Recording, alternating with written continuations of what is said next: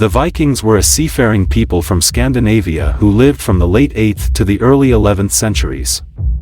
They are known for their maritime adventures and raids, which took them as far as North America and Africa.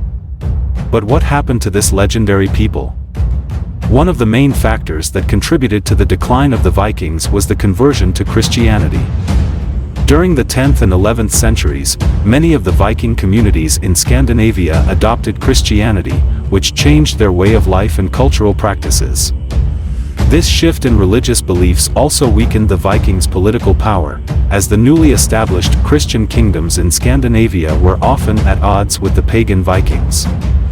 Another factor that contributed to the decline of the Vikings was the changing political landscape of Europe. During the late 10th and early 11th centuries, many of the countries in Europe formed powerful centralized kingdoms, which made it more difficult for the Vikings to conduct raids and expand their territories.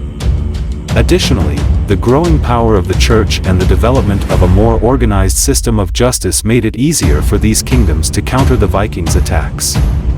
The Vikings also faced increased resistance from their target communities, as they began to develop more sophisticated defense mechanisms, such as fortifications and armies.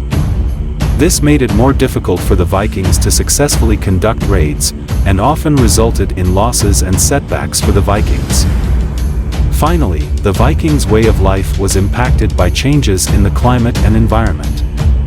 The Little Ice Age, which lasted from the late 16th to the mid-19th centuries, made it more difficult for the Vikings to farm and fish, which were the main sources of food for their communities. This reduced the Vikings' ability to support themselves, and contributed to the decline of their way of life.